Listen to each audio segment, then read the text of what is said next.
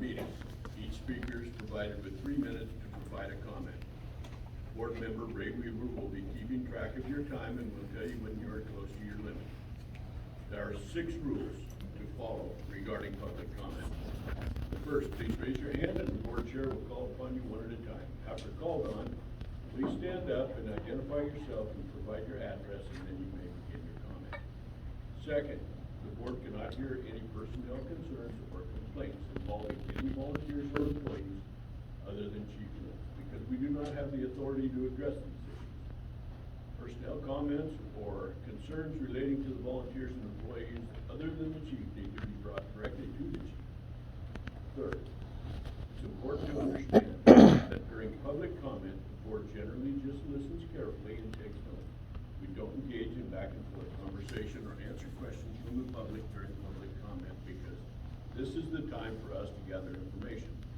After public comment, the board chair will meet with the chief to determine if any of the issues discussed require further board action. If they do, the issue will be placed on a further future board agenda for full discussion. Fourth, this is a professional setting, and we expect everyone to present and treat others with respect and dignity and to adhere to the common norms of civility and decorum. Our collective goal should always be to engage in respectful communications and discussions regarding the matters of importance so that all voices can be heard. With that expectation in mind, shouting, yelling, raising your voice in an aggressive or threatening tone, name-calling, making disparaging or demeaning remarks and comments, conduct or comments intended to intimidate or convey a threat to another person, and other behavior that unreasonably disrupts the proceedings will not be tolerated. Engaging in these types of disruptive behaviors while giving public comment will result in the termination of the time allotted to that person to speak during the meeting, and the board chair will be the one that will enact that. Engaging in these types of disruptive behaviors, regardless of whether the person is giving public comment, may also result in removal from the meeting or termination of the meeting by the board chair. Fifth, copies and documents that are referred to, read aloud, physically held up for demonstration purposes, or otherwise represented to the board by a member of the public as containing key information must be provided to the board in advance of the public meeting to which they pertain, with sufficient time for the board to review them. References to documents that have not been provided to the board will be given little to no weight in board considerations, as the board will be unable to verify the truth or accuracy of the representations being made. Whenever possible, the authorship of the document should also be ascertainable in some fashion to allow for verification of the information. Documents referred to and used during public comment or public meeting may be subject to disclosure under the public meeting law requirements. 6, to allow for an efficient and productive opportunity for the board to conduct its business. Public comment on past or closed matters, if permitted, will be limited. The board does not intend to reopen, reinvestigate, reconsider, or debate its past decisions on matters that are considered resolved or closed. Thank you. Do we have a speaker? 3 minutes, right?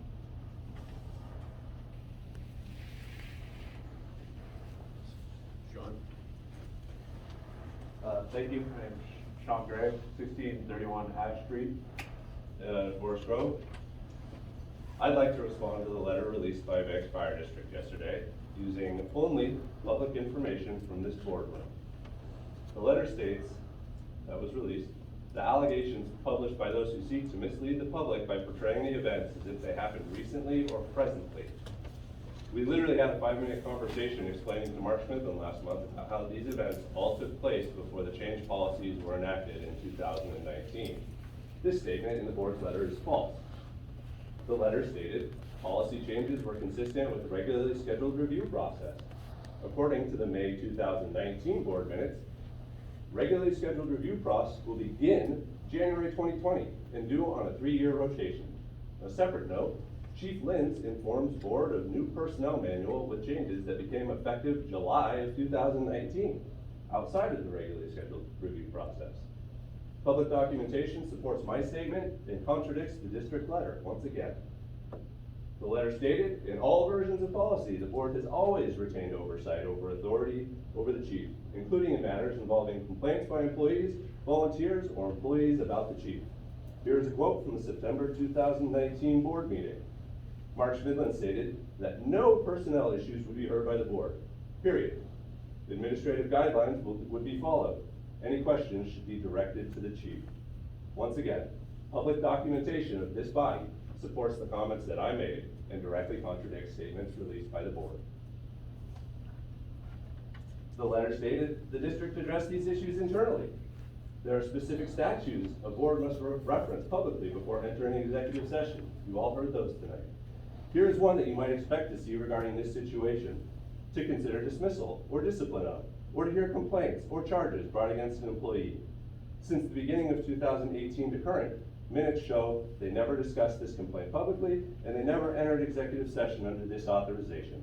Perhaps the board would like to admit to improperly documenting and authorizing their executive sessions, or is their statement in the letter once again misleading?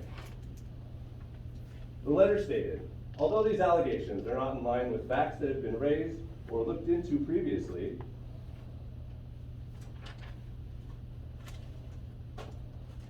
here's the letter read. Do not hold last up month. documents that have not been presented to the board. You don't You need just to heard present that. them. You just heard that statement, Sean. That Do not letter, hold those up and that refer to letter them. has the Banks Fire Sean, District Please give letterhead, him 3 minutes. Chief Lynn's signature, and is dated 2017. Another false statement by the board that admits they are only now officially investigating claims brought by the Chief Lynn's over 3 years ago. Is that time's up? Thank you. Mark, if you'd like to review your statement you made, you said if you expect the board to consider those considerations, sorry, give those documents Stop. consideration. You're done.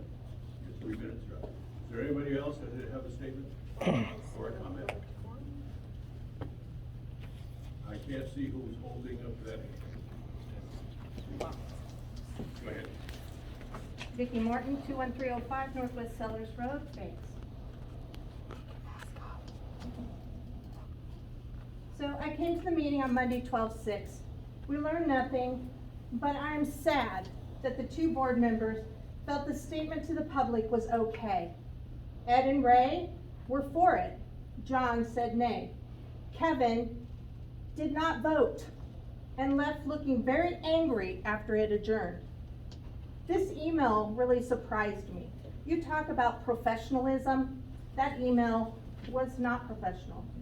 As stated, I won't repeat what was said, but I found the same information that was alleged in that statement to the public that was wrong or was contradicted in your meeting minutes.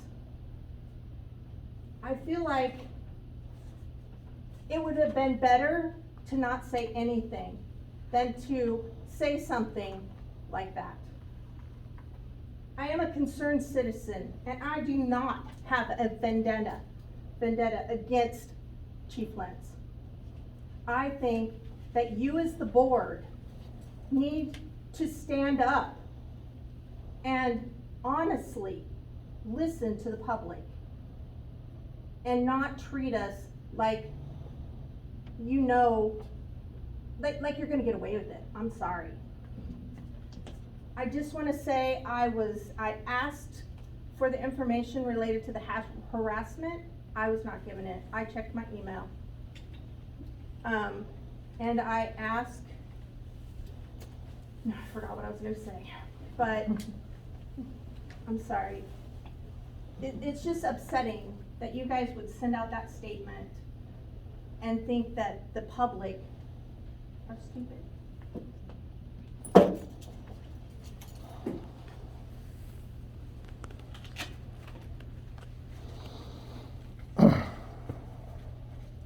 Go ahead. Good evening. My name is Travis Schlegel. I'm 12860 Jarvis down the development there. I got to reiterate basically everything she said. I was shocked when I saw that quote-unquote official document, supposedly from a professional, as you said, board. I've never seen anything like that before. That was some of the, no matter which side of the issue you fall on, that was some of the worst written quote-unquote official document I've ever seen on. It was petty, vindictive, contained very little facts. You probably could have put 3 sentences out there with all the facts that were contained in it. I've got no dog in this fight. Rodney, you and I have known each other for a while. You know my dad for a long time. You're old school. Maybe you should learn a little bit about being new school. I don't know. But I wasn't particularly interested in what was been going on down here lately. I am now. I'm very interested, especially when you insult my intelligence by sending out BS letters like that. So I think you've got a lot of people interested by insulting their intelligence. And the live stream that went out the other day, that's just some more unprofessionalism that I've seen exhibited by certain members of this board.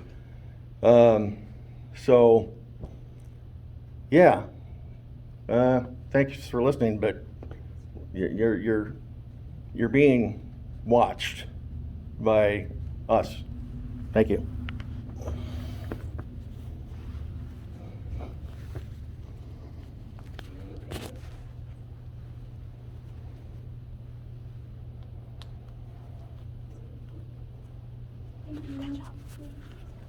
Sheila Bottle, excuse me, Sheila Bottle, 2576 Northeast Street, Oakland.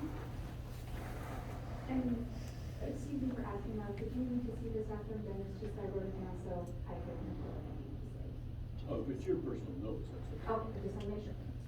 I find it beyond reprehensible that a small group of citizens in Banks has resorted to name calling, not to mention the awful vicious comments of the Banks community bulletin board. At best, it's juvenile behavior. At worst, it's juvenile behavior. Interestingly enough, it is the same group of people who call the Banks Fire District board statement juvenile.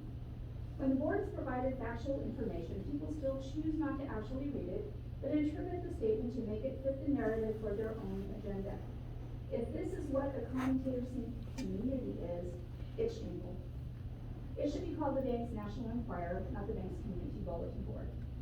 As I've stated before in a board meeting, personnel and human resource issues are private information. No matter how much name calling goes on, no matter how many vicious statements are made, it still does not change the fact that there is information that will never be shared because it would be illegal to do so. Using angry toddler behavior will not change those facts. We come to these board meetings and the same group of people are all here speaking loudly and disrespectfully, with the exception of tonight. And to what end? However, it makes for great theater. As I said, we support Chief Lenz and we will continue to do so. I also support those members of the board who are doing their jobs and supporting Chief Lenz. And on a final note, how much time, Ray? You always forgot to time you. Okay, I'll make this quick. I'm sorry. Okay, I will make this very quick. You know, from the people I know in this room, not one of them has a law degree. I am pretty sure nobody has a human resources degree. And until you have those two things in your hands, then you will never understand the information that you want that you cannot have.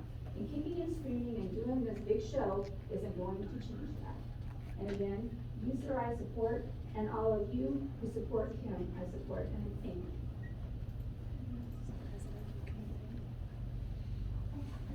Sorry about that, guys. Any other comments?